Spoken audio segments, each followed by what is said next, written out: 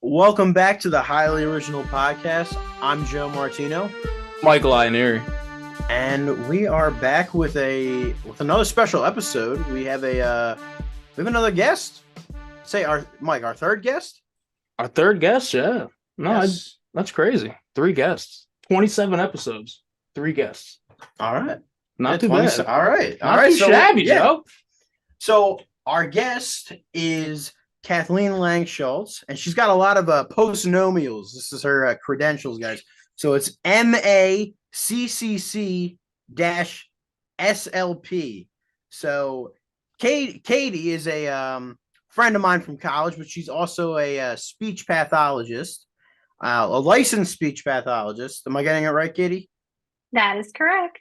And she's here to help us out with our topic today, which is the film The King's Speech, which has to do with speech therapy. So she'll be helping us out and giving our breakdown of that movie. But yeah, so Katie, welcome to the show. Thank you. I'm so excited to be here today to talk about something that I'm passionate about. Oh yeah, we're really happy to have you. And Katie, just to give the audience a little bit more background, as I mentioned, you and I went to college together at Westchester, Pennsylvania, and that's where you got both of your degrees. Your bachelor's degree and your master's. Correct. And you are now back in your native Jersey, where you teach, or not teach. You're a speech pathologist in the public education system in Jersey. Yeah. Correct. Okay, awesome. That's awesome. And can you just tell us, like, I think for the audience and honestly myself, like what exactly is a speech pathologist? Like, what is it that you do? Like, Okay, yes. Very like in as many words as you can. I mean, I know it's probably a pretty abstract concept, like a lot of, it's pretty advanced field, but if you can dumb it down for us in the audience. Absolutely. I would love to do that. So to start off, I love speech therapy, obviously. I'm so passionate about it that I became a speech therapist. So speech therapy is basically a field where we assess, treat, and prevent and advocate for individuals who experience speech sound disorders, voice disorders, cognition difficulties, individuals who have swallowing disorders as well, language disorders. So we really do work on a big span of areas. So we work in an area where we might be in the public school system, or we might be in the medical field. We see different things. So in the medical field, we might be seeing or treating patients that had an experience with a stroke, and we're working on cognition, maybe swallowing as a result of difficulties that resulted in the stroke. And we could also be working with individuals in the school setting. They might have fluency disorder, so they might have, stuttering. We might be seeing students who have difficulties with producing certain sounds, so speech sound disorders. Or we can be working with individuals with language disorders. So they're having difficulties with different areas, whether it be pragmatic, social skills, syntax, structure of, creating sentences, as well as different areas regarding, expressive language, the ability to communicate, or receptive language, the ability to comprehend, auditory comprehension. So we really work in a lot of different areas. It's a big scope of practice. So we diagnose, we treat, and we assess. There's also preventative care as well. So that's a little bit of what we do. Okay. That's awesome, Katie. I gotta say, that's cool. Like, yeah, I love it. I hope I was clear with that. I know it's a lot of information to take in, but it's a great field, and I love that we get to dive into medical as well as the school-based setting. Yeah, I mean, I didn't know about the medical aspect, honestly, because I'm really only familiar with speech pathology through knowing you, and you worked in like the educational systems. So I didn't even know there was really a medical side to that. There is, and it's fascinating. It really is a fascinating area of the field. When I was in grad school, I actually had the opportunity to work in a hospital in Pennsylvania. And while I was there for my externship, I worked with a lot of patients that had strokes. I worked with a lot of dementia patients. I worked with individuals with Parkinson's. And primarily when I was in the hospital, I was working with individuals who had difficulties with swallowing. So just working on modifying their diets to best fit their needs to eat, or modifying their liquids, what they were drinking, so that they were able to eat these foods and drink these drinks that wouldn't impact them and possibly result in aspirational pneumonia. So that's when your food or your liquids get into your lungs, and that creates bacteria and could result in pneumonia. So it's a very it's a very wide scope, but it's pretty fascinating. Okay. No, yeah. I didn't know all that actually. Yeah, So no, it sounds like you help a lot of people. That's just crazy. Like I couldn't imagine. I really couldn't. Yeah, it's really fascinating. So right now I'm in the school base, but I would love to get back into the medical side of speech. And that's the cool thing about speech, is that one day if you are working in the school setting and you're like, you know what, I kind of want to do something different. I would rather work on swallowing disorders or voice disorders. Then you can change your direction in your field. Or if you're vice versa, if you're in the medical setting and you're like, you know what, I kind of want to work with kids. I want to work with kids that have difficulty with fluency or speech sound disorders. You can just make that change. Obviously, I would suggest, brushing up on continued education credits to just kind of be reacquainted with the material if it has been a while. But that's the cool thing. You can kind of transition back and forth into the field. no, okay, great. So I think with all of that, I think that reassures me. I am glad that I picked you for this episode. So once at the top of the episode, I said that we are doing the film the King's Speech, which is a historical drama from 2010, and it is about the then Prince Albert, played by Colin Firth, who was the Duke of York. So he was the second second in line to the throne of the United Kingdom, and at that point, the British Empire. So it's like it kind of covers through the 1930s, and he had a stammer, and as like the public figure, he often had to make speeches, and his wife sought the help of this Australian speech language therapist who was sort of very unorthodox, and that's Lionel Logue, who was played by Jeffrey Rush, who some of you guys might know from Pirates of the Caribbean as Captain Barbosa. Love him. Yes, no, he's an excellent actor. This cast is really star-studded. The Helena Bonham Carter plays Prince Albert's wife. It's got a nice cast. There were some other people I recognized as I was watching. I was like, oh, I know that guy. I know him. So anyways, he's got this stammer and he's seeking help with this speech therapist who's very unorthodox. They develop a friendship, which is sort of hard for the prince, as he's lived his life as a royal, so he's kind of has certain statuses that are being challenged in these therapy sessions, but they're actually end up being helpful the way that he's challenged. And because Lionel kind of establishes when they're in those sessions, they have to be equals. So his stammering problem becomes even more of a problem when his older brother, who becomes king very briefly, becomes King Edward the Eighth,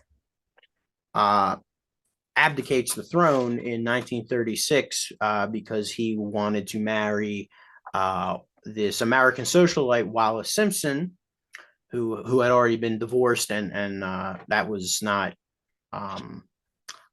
yeah, I guess that was not legal for the king to do, because he's also the head of the Church of England, and that is against their religion to get remarried after you're divorced. Mhm.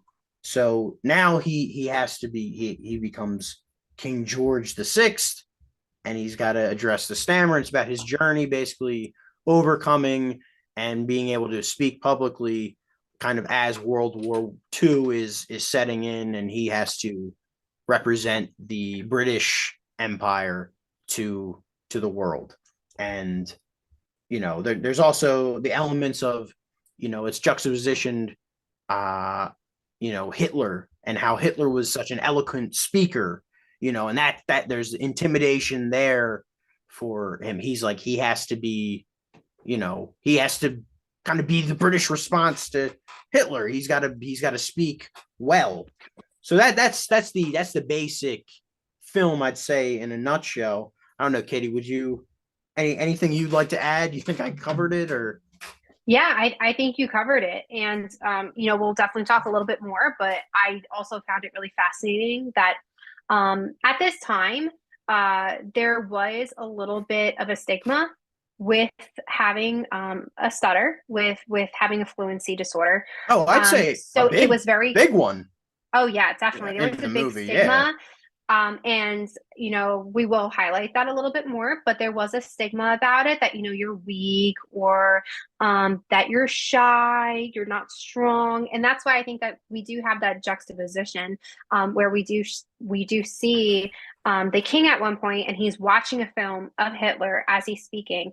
And he kind of looks at him in a way of just being like, kind of wishing he had that eloquency of speaking, being able to be fluent, especially when you have this time period where he needs to be, the head of the government, a strong position to have a front against what Yeah, is happening in the like world. the king is essentially the He's a symbolic representation. embodiment of the British Yes, people.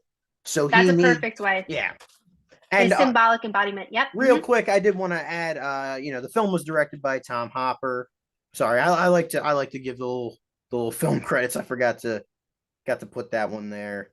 So, and it also stars Guy Pearce as Edward the 8th. And then real quick, I just wanted to see, because I We have recognize, Colin Firth. Timothy Spall Mm-hmm.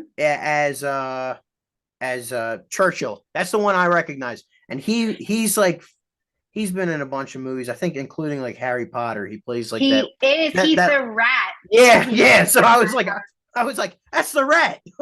Yes.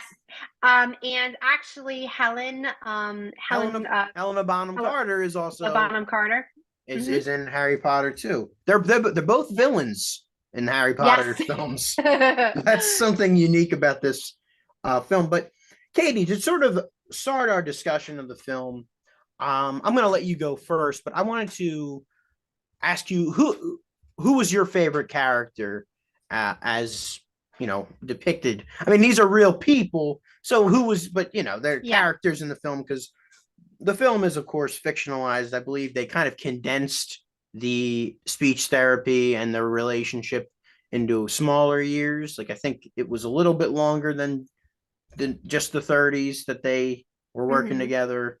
As they do in film. But who would you say was your favorite?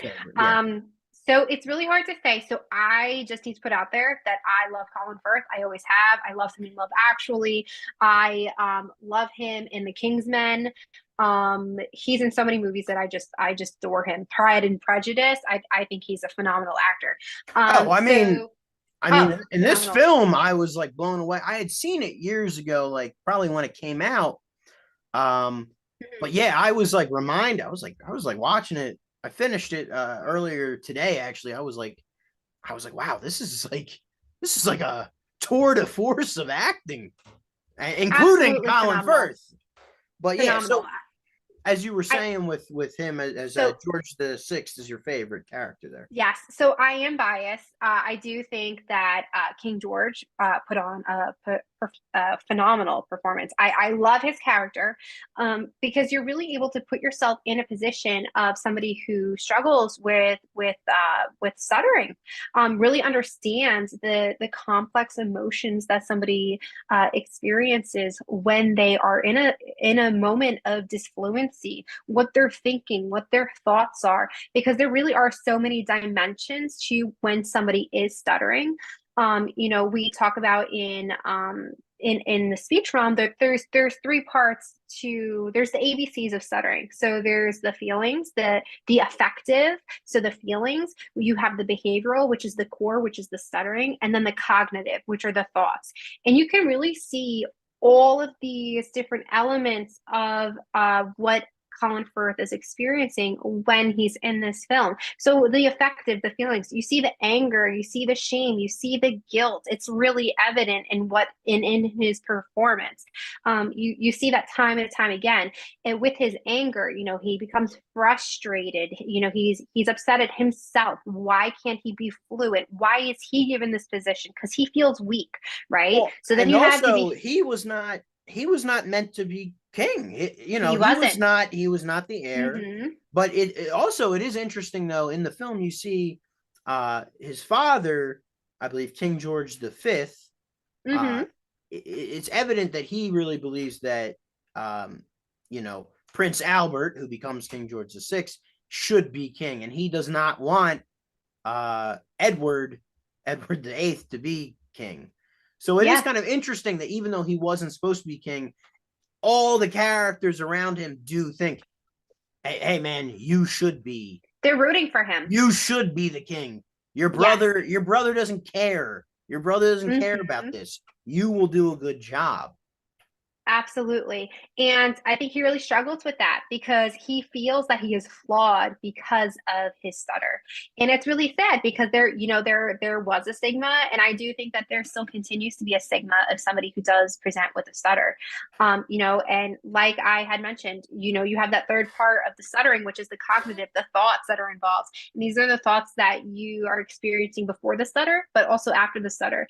So he's very hyper aware of any kind of judgment that might be put in his direction because of this. He's very aware of the individuals who are listening to him. He has a lot of these different emotions that are going on while he is, in the stutter. We see that when he is in the room with Dr. Logue, I think that's his name, right? Yes. Dr. Logue. We see that when he's in the room. Actually, with him. not doctor, just line. Yes, we learned that he's not actually a doctor.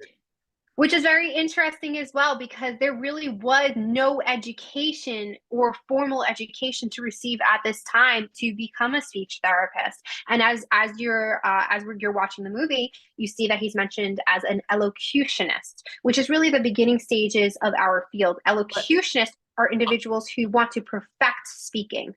I'm not even sure if he was that. I mean, it's kind of indicated eventually, like, he just taught elocution. You could get qualified in obviously not what you have, but he was not qualified in any of this. He just kind of he was an aspiring actor, it seemed. Yes. But we can get into him in a bit. I wanted to let you finish up with your character. I do have one question for you, though. Yeah, go for it. Would you say that the depiction of the stutter is accurate? Because I think a lot of times in films, sometimes like disabilities and stuff are not portrayed as they actually are. Would you say that that's a pretty good actual depiction of an actual stammer? Okay. Absolutely. And there were some things that I noted during the presentation of the stutter while watching the movie, and I do want to point them out really quickly before we continue. So I felt it was pretty accurate on several different realms, I guess you could say. So first of all, when he is in the middle of a stutter, he's also presenting what we call secondary characteristics. Okay, so secondary characteristics could be, tension of the throat. You could see, blinking of the eyes or closing of the eyes, because they're in the middle of a stutter, and they are very aware of it, and they're trying to push out of that stutter. So you have a lot of musculature that is tightening in that moment of the stutter. And that's something that he does present with while he is in the stutter in the movie. So, I was very aware of the secondary characteristics that he did present with in the movie, which is very accurate. These are some of the things that we want to be very aware of when we are looking at somebody who is in a stutter. What is going on? How are they presenting physically? There could also be jaw jerking. So they could be moving their jaw a little bit around because they're trying to get that sound up, but the muscles are very tight, as well as any other kind of involuntary movements. Another thing that he's doing when he is in the stutter is he's presenting with two different types. So blocks. So we have inaudible blocks, which is basically he's stopped, right? He wants to say a sound, but there's nothing that's coming out. So he's at a block. He's at like a halt. So we do see that when he is in the middle of the stutter. And just to note, everybody has different types of disfluencies. When we are talking, there's going to be moments that we are disfluent. It's very natural to have that. It's just a matter of, the frequency and duration of these stutters, of these moments of disfluency. So we do have the blocks that he is presenting with, but he is also presenting with some other things while he is in the movie as well, which is the prolongations. So basically what the prolongations is when you take a sound and you just drag it out. Okay, so it could be sometimes we say at home. So that's a prolongation. We're dragging the S out. So he does actually do that in the movie. And also repetition of sounds. So he could say, let's go out, out, out. So it's the repetition of maybe whole words, or he could also have repetition of sounds. So he could say, maybe we will go to school. Mm-hmm. So those are those repetitions. So he's using repetitions. We have blocks, which is the silent fixations or inabilities to initiate that sound. So he has a lot of those blocks. You see him, he has these moments of silence, right? Where he feels frustrated. You can see the frustration coming out. You can see the tension in his face. You can see the blinking of the eyes, those secondary characteristics coming out. So there's a lot of different things that are going on when he's stuttering. And the fact that he is able to be able to present with this stutter, he's presenting with these secondary characteristics, these physical characteristics, right? He's also presenting with the actual stutter. He's showing these blocks, the silent fixations, the prolongations of the sounds, and also the repetitions of sounds as well as whole words, which I really find is fascinating. So I think he did a great job of making this very accurate. Yeah, well, that's good to know, because that's like, so one of the things I had I was wondering as I was watching it. Kind of want to move to like kind of favorite scenes. I mean, for me, there were a couple scenes that really stood out, including one very brief scene. It was the first time he goes to his, I don't know exactly what they were called, but this council of all these ministers and bishops, and he has to address them for the first time, and he's looking. Mm-hmm. And there are all these paintings of these previous monarchs, these grand paintings looking down at him. And it's the reality setting in that he is now one. He's joining the ranks of these famous men and women of history. But I'd say in the end, my favorite scene is when he's confronting Lionel Logue about how he knows that he's not an actual doctor now, even though Lionel does say, I never said I was. You're the one who said I was a doctor. On my office, it just says Lionel Logue. I have no letters behind my name, no prefixes. Mm-hmm. They're sort of very tense, and the coronation is about to happen. So King George is also very tense. They're, you know, um, and, and there's elements of, you know, King George is struggling to be friends with Lionel because he's never really had like a friend, like a normal friend. So there's elements of that. There's a lot in there, but I like that Lionel then sits on this throne that's like this, you know, apparently it's a very important throne to the English. He said, and the king says, "You're sitting on Saint Edward's chair." You know, he's saying all this stuff, and he's getting really mad, and Lionel's doing this to get him to be angry, to get a reaction, and then the king delivers. He starts, you know, yelling and explaining to Lionel why he shouldn't be doing that, and he does it with perfect diction. And that's, you know, and then Lionel smiles and they kind of both kind of reconcile in that moment, and the king kind of gets over his you know, reservations, because a lot of the movies the king is very nervous about doing anything almost, and he's trying to do good, and he's trying to make sure he's doing the right thing, so he's very reserved and cautious, whereas Lionel is very, you know, informal and outgoing and not cautious. So that scene would be my favorite. What, like, real quick, what would you say was your favorite? My favorite.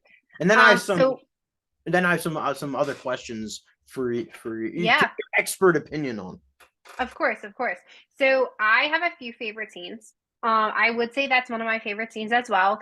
And I just want to point out there real quickly that there are some moments that individuals with a stutter might actually have reduced or eliminated stuttering. And these are called fluency inducing conditions. One of them is when somebody swears.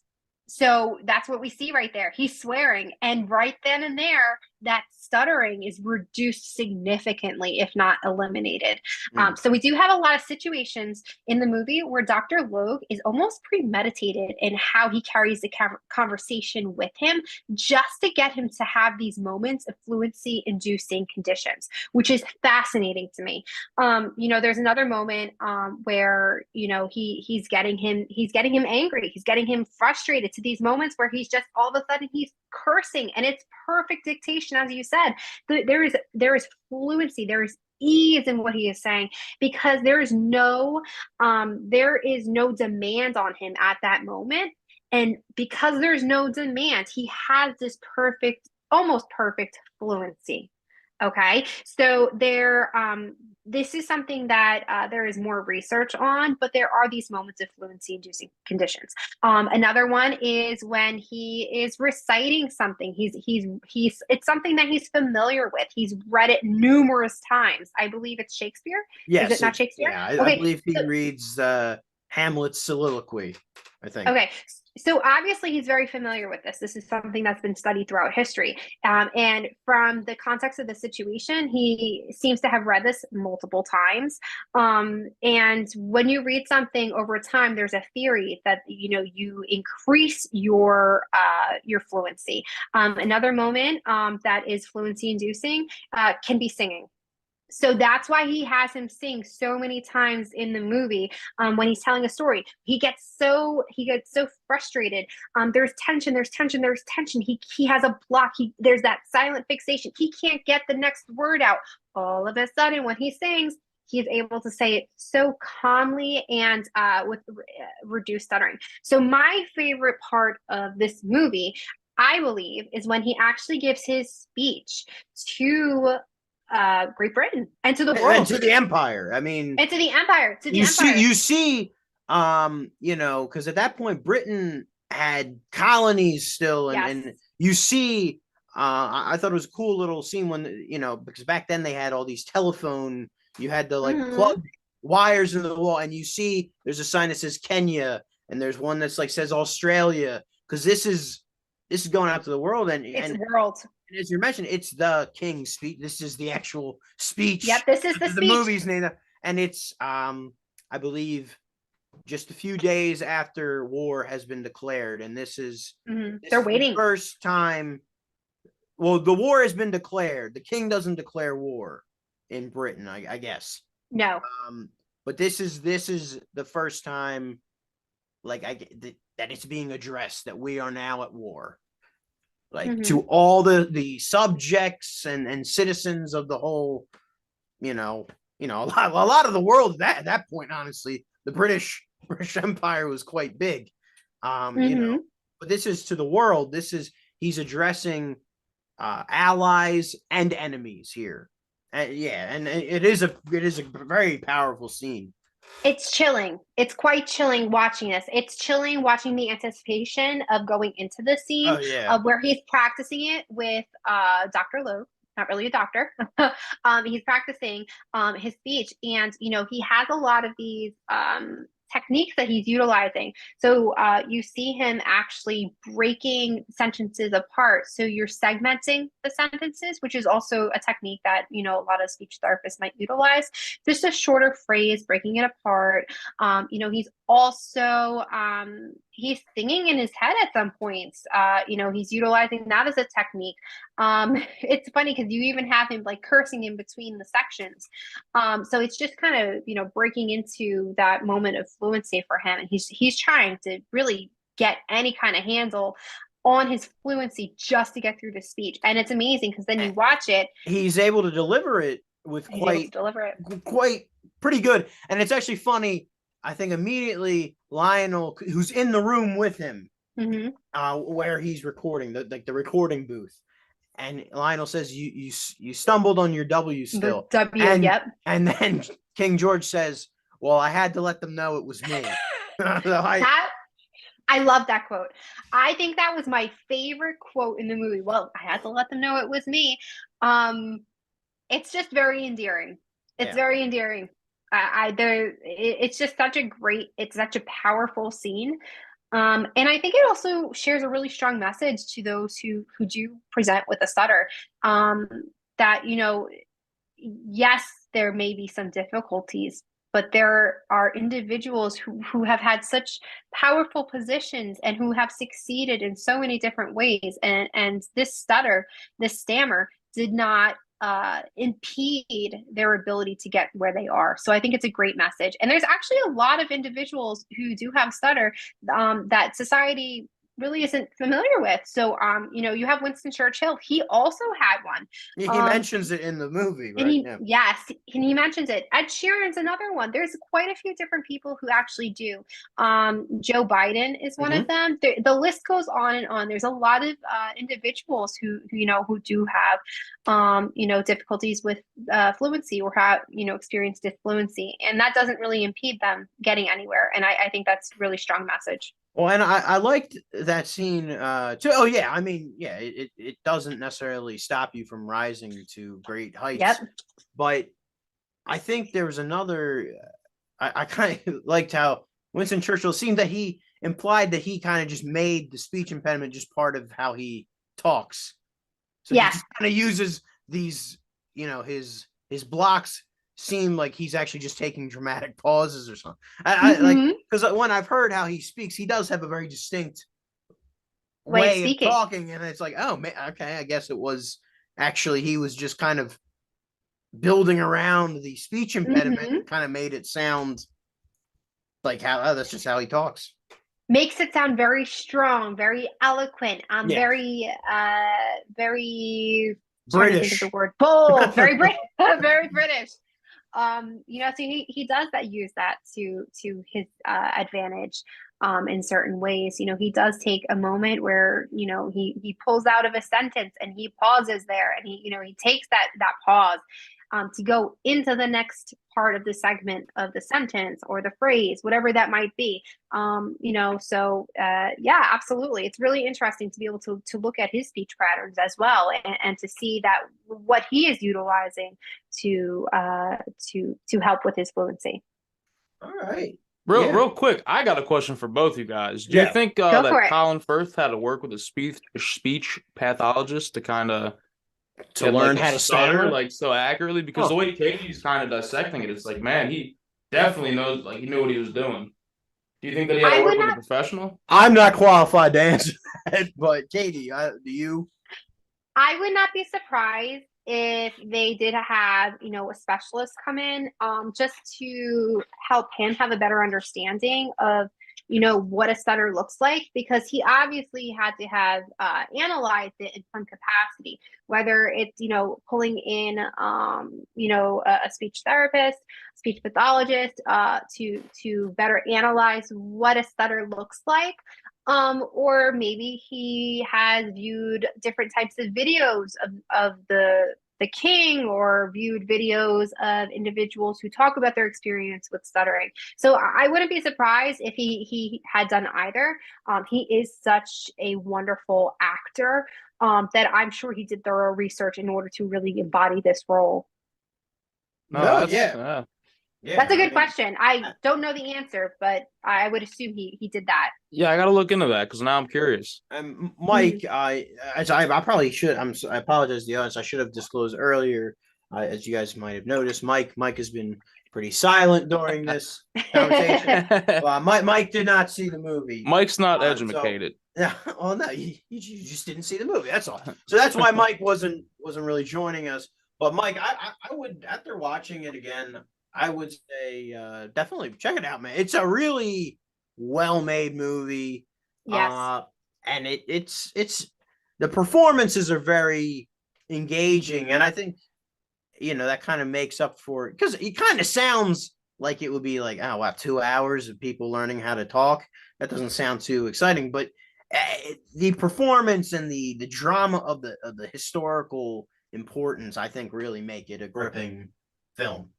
It's phenomenal. It's an easy watch, and it goes by so quickly.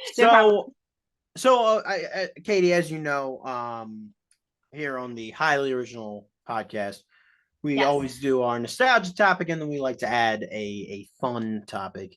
And Mike and I are both Italian American, and you are as well. Yes, but I am. We are. I'd say we're from different parts of the Italian American community. So Mike and I are definitely, Mike's originally from Jersey, but he's from South Jersey, Burlington County. Of course, I'm from Chester County, Pennsylvania. So we're in the Philadelphia area. So I'd say we're in the Philadelphia cultural area. You are from Ocean County, New Jersey, which is Central Jersey. Yes. But that's definitely in New York's sphere of influence. So yes, you, I would say, are a New York area Italian American, and Mike and I are Philadelphia area Italian Americans. So I kind of wanted to get into a little bit of Italian American talk with you, and so maybe see what are find out if we can find out the differences between these two areas and kind of compare, contrast, and maybe do a little fun competitiveness. Ooh, I'm excited. So. Yeah, I mean, I think like one thing that I definitely wanted, I think this is always like an interesting topic, is the Italian American terms for food, of course. I mean, that's pretty famous. So I'm going to say that, like, a couple of these words to both of you guys, and I want you to tell me what you call it. Okay. In your family. Oh, I'm excited. I'm excited. Gotcha. Okay. All right. Capicola. I call it Capicola. Mike, how about you? Capicola. Which one? Capicola. Just like Capicole? Yeah. Okay. All right. And then Katie? I think it's Capicola. Okay. All right. Okay. That was. But we don't use that. We don't really use that word in the house. But that's how I would pronounce it. Okay. So I was thinking that you would say gabagool. That was my, because I think, of course, you know. That's the famous, Joe rushing New Jersey, Tony Soprano, gabagool. So that's why I was. Okay. Yes. So it's interesting. So my fiance, he is Norwegian, but he has. I'm sorry about that. I'm just kidding. I know. No, I love Brian. He's great. So he has family that married into the family that are Italian, and they do call it gabagool. So in my defense, I am vegetarian, so this is not something that I would eat. This is not something that I would really talk about in the household. I guess not. I guess I'm a fake. I'm an imposter. But since we don't eat that, since I don't eat that, like it's and my mom's a vegetarian, we don't have that in the house to begin with. Yeah, but it's still like what do you call it? Like, all right, so I got a few other ones. I still want to. Okay, yes, right. I want to hear it. Squid that you eat, calamari. Mike, how about you? Calamar. Calamar. Okay. Yeah, I would say the same. Calamar. Mm-hmm. All right. What about mortadella? I say mortadella. I say mortadella. Yeah, I say that pretty. I think mortadella. Yep. All right. So no one says mortadella. All right. I have aunts that do. I don't. Okay. Aunts, not ants, like the insect. I always. I say ants though. I say ants. I say ants. Yeah. I feel like aunt is very like British. My aunt. My aunt. Yes. It sounds very pretentious. Yeah. That's what I think. Yes. That's what we all want to say. Yes. Yeah, you got the word. All right. So what about mozzarella? Mozzarella. Okay. All right. Okay. Mozzarella. That's a little more in this stereotypical pronunciation there. All right, Mike. I say mozzarella. I say mozzarella. I'm at mozzarella. It's mutz. Oh, goodness. Mutz, yeah, mozzarella. You guys. All right. And the last one I got for us is prosciutto. Prosciutto. You say prosciutto? Prosciutto. Prosciutto. I say prosciutto all the time. Prosciutto. I say prosciutto. I say prosciutto. I might say prosciutto every once in a while, but yeah. Okay. Hang on, Katie. Are you saying prosciutto? Prosciutto, like prosciutto. Okay. Real quick, in Katie's defense with the moots, like if I'm speaking Italian to somebody and like mozzarella comes up, I will say like ti voglio mozzarella. Like I will say it like that. Okay. Well, no, and what I mean by like the stereotypical, like I feel like, because honestly, I feel like all the stereotypes are a lot of it's the New York Italian Americans and how they talk is how all of us are supposed to talk. So that's what I mean by like the stereotype. Like so, to go off of that, I have two other words that I would love to hear how you guys say. Okay, all right, and then I got a few more. Got a few more questions. Oh, you do? But no. Okay. No. Yeah. Katie, let's hear yours. Yeah. Okay, so I say ricotta. How do you guys say it? All right, I do say like you. I'm not gonna lie. I say ricotta. I do. I can't say ricotta. Ricotta sounds like I'm from like Virginia. See, I say ricotta. Yeah. Ricotta. Ooh. Ricotta. That sounds like regatta. I say regatta sometimes too. Well, you know what's funny?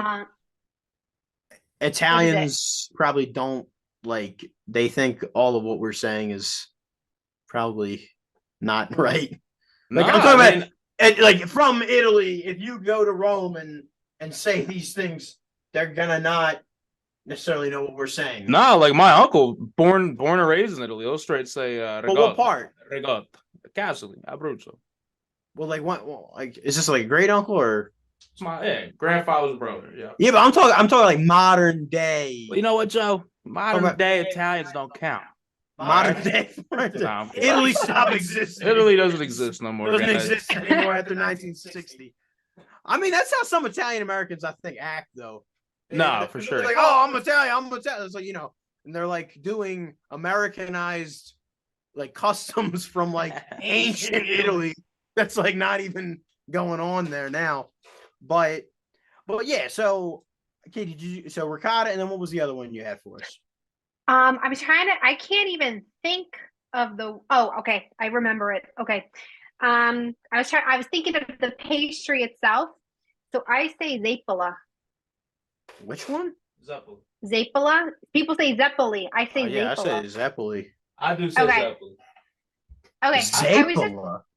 Zeppola. Yeah, that's how I say it. The hell is that? that's how my family has always said it. Zeppola. All right. What about cannoli or cannolis? Cannoli.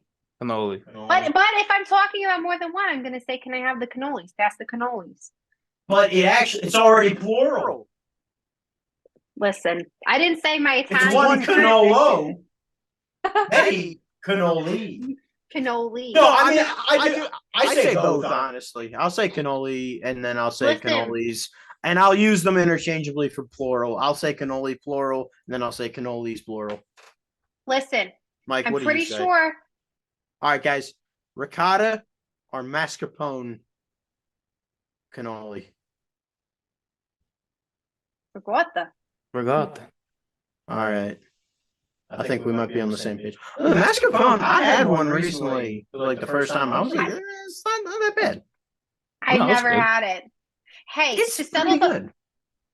the argument All right. of cannoli, I'm pretty sure in The Godfather they say, "Leave the gun, take the cannolis." Yo, I was just gonna say that. I'm not gonna lie to you. They do. They say, nah, it's leave the gun, take the cannoli. I think. Yeah, it's leave the gun. Is it? Yeah. Take the I'm cannoli. oh, see, that's the what is it? P. Clemenza. That's the character that says that. P. Clemenza. Yes. All right, how do you? I got one if you don't mind. All right. Go for it. Like, how do you guys say broccoli Rob? How do you say that? Rob. Broccoli Rob. All right. Because I heard a couple people say in a really weird way. Like, I don't feel comfortable saying it the way they do. Brooklyn Rob. Brooklyn. Brooklyn Rap. Ooh, Yeah. ooh, But that that's sounds hard. like more like of an accent thing than it is like pronounced like a word, you know? I guess. Because it's like, you know, like people from Boston, when they say park, it's like pat. You know, like I feel like that's like brutally, like it's like they're just it's like an accent thing. No? Brooklyn. I've Brooklyn. never heard of that pronunciation. I got of it. my That's, Brooklyn from Brooklyn. No, Woo. all right. Come on, Joe. that's tough. What? Nah, I'm sorry. That was a bad question. No, I liked it. I liked it. So I Don't guess ever ask it again. I never will. I'm really sorry about that. I'm gonna like make a mental note, never to ask anybody that. Never. But the other two things I want to get into with this Italian stuff Yes. is one, I don't know, like I'd say, I'm trying to think like what region produced like the better like food and stuff. Like I don't know, like you know, like here in the Philadelphia area, we made the cheesesteak, and that's the Italian Americans that did that. I don't think we get enough credit for that either. But we got the pizza. But we have pizza too. I will say Philadelphia pizza, Mike, and will you agree? Philadelphia pizza is essentially New York style pizza.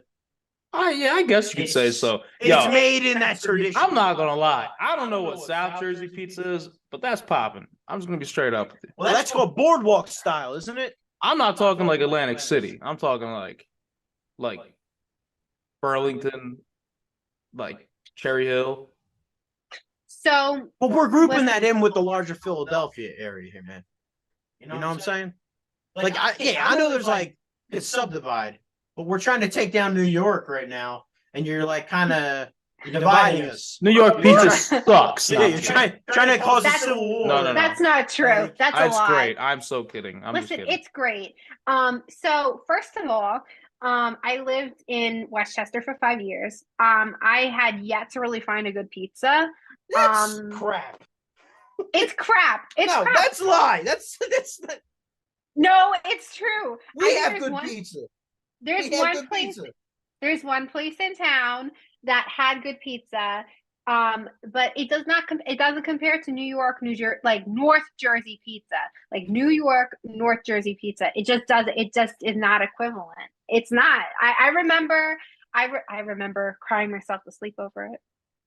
All right. Well, I mean, I will give pizza to New York. In the end of the day, but like, and I was also thinking like, I feel like you guys got harder core Guidos up there. Would you agree with that? I guess yes. Now, We Mike, are very you don't agree? proud. We are very proud. Mike just like gas. I don't know, man. I mean, the Jersey Shore, bro. Like down. We're very But proud that's of we're who putting we that. are. All right, guys, come on. I gotta describe the geography here. So Yeah, you're saying New York area. I know that, and you're Yeah. saying New The York. Jersey Shore people were New York area. They were all from North They're from Jersey. Staten Island. Yeah. They But were when that duck phone would ring, where was that duck phone located? My doesn't man? matter. It's where they were from. It was in Jersey, okay? Yeah. Katie's from Jersey. She's in the New York sphere. I established at the top of the thing. All right. I'm picking up what you're putting down. You gotta divide yourself from being Jersey. Joe does not like New Right? York. I think we could. No, Mike, right now you're Philadelphia. You gotta think about yourself as part of the Philadelphia region. All right. But he identifies with the New York, New Jersey region, and No, he he comes doesn't. to my defense. He doesn't. Guys, Joe, I hate it you're when you on your- fight. No. You're I'm kinda on your own Actually, I'm island. kind of frustrated because I thought I explained the rules pretty clear. No, listen, your This rules is mean messing nothing. up. He is very what's the word? Supportive, and he agrees with me. He agrees He's with being me. very Sicilian. That's Hey. what he's being. Come on, Joseph. Your Sicilian showing. That's it. Nah, I am Sicilian though. I'm Sicilian too. I I'm not. So maybe that's what it is. The Sicilians stick together. see, Joe, you thought you had it all planned out, buddy. Although I will say, Didn't work out. although It I will say, backfired. I don't know. Like I've also been told, like, see, I got my family's got Calabrese. I've been told we're the stubborn ones. I got your those, huh? I don't know. Okay, Like, so are, I like- could. who's more stubborn, Calabrese or the Sicilians? Now, like, what do we think? Oof. We need to battle that one out, and maybe we'll see. Both of our stubborn will come out. That's a But tough one. listen, Yeah. It's tough because I can tell you, coming from a Sicilian family, I mean, we're pretty stubborn. It's pretty tough. It's Well, really tough. I mean, you get the silent treatment, and you don't know how long that silent treatment's going to end because honestly, like we don't have a time frame of forgiveness. So if you say something the wrong way, if it comes out the wrong way, you don't know how long you're going to get that silent treatment for because there's no time frame. And it's really funny because you can be Catholic Sicilian. And you talk about forgiveness and like okay, well now you have to kind of mend your ways. Like no, like we're tough. They don't teach that part in Sicily. They don't teach that part in Sicily. You might be Catholic Sicilian, but we don't acknowledge that part of the Bible. Like that's just that's taught somewhere else. That's taught at the Vatican, maybe. But Every time they put confessionals in Sicily in the churches, the Sicilians they remove the confessionals and throw them out. No, we got all love for Sicily. Got love for Sicily. Although I will say this, I'm not attacking you Sicilians. Use Whatever I said. Did I say use? No, I'm just pulling it in for you. What I will say, and I said I've had some corroboration with other Italian Americans who are not from that region. Say Okay. we do feel like you guys kind of have a little bit of a monopoly over the Italian American identity, and that 100%. our regions don't get any love. We don't get any representation. Now, it's because there are more of you guys than any other region, but still, I think it's just something that is a little bit irritating. I think we're such a proud region. I think it's a group of people who are very proud of their culture and their heritage. And a lot of Sicilians, I think, a lot of Italians were treated so poorly when they came over to the United States by other individuals. I would say a lot of Sicilians as well. I mean, and they were just the typical. Hard worker trying to live the American dream when they came to the United States. And I think because of the origins of where our ancestors, our roots come from, I think there's such a pride that comes with it. And it's not to say that other Italians don't, but I think there's such a pride that comes with the Sicilian culture. Listen. Calabrians, we were living in abject poverty too. So don't act like you're like, oh, you guys had it the worst. All of Southern Italy was in like the Middle Ages. Like, absolutely. No, you're acting like Sicily was like unique in its hard workingness. Like all the other ones are all lazy. Is that what you're like? No, that's not what I'm saying. Mike, back me up. Nah, she's not saying that, Joe. What she's saying is that Sicilians are just a little bit better. That's all she's saying. No. No, like it's funny though. Like my grandmother was Sicilian, my grandfather's Castellan from Abruzzo, and I mean they would fight. And I'm not like a little corny argument. They would go at it, not physically, but go at it over whose meatballs are better, about everything. And it was just like they were both so hard at it, and it was just the funniest thing to watch. It really was, you know. I don't know if you guys have any like experiences like that growing up. But just that hard-headedness, man, like in the Sicilian, the Abruzzo, I don't know. I mean, I got a famous story kind of relating to that. So my aunt who married into the family, her family is Neapolitan, I think, mainly, right? So my great grandma was from Calabria. She was Calabrese, like Calabrese. So when my aunt married into the family, it was around Christmas time, or they were talking about Christmas time, and my aunt's family does the Feast of the Seven Fishes, the traditional Italian dish, like our meal, right, on Christmas Eve. See, my family doesn't celebrate that. That was not part of our village's custom, right? Because we're like a mountain. Like my great grandmother's from like the mountains, where so like I would imagine if you're closer to the sea, that's more of where the Seven Fishes was popular, right? So my great grandmother, when she's hearing my aunt say, "Oh, like yeah, we had the Seven Fishes," she just turns around, she says, "That's not Italian," like just like straight up. And then my aunt was like, I think she was engaged to my uncle at that point. She was like, I think they may have actually argued or something. Wow. I forget, like they may have actually argued, but it was so blunt. Like my great grandmother only heard it. Said she heard the word Seven Fishes. She's trying to. That's not Italian. But yeah, so that I guess that'd be my example of that story looms large in our family. It's told almost in the Martino seriously, every Martino like holiday dinner, it's like referenced. Oh my goodness, that's so funny. That is something else.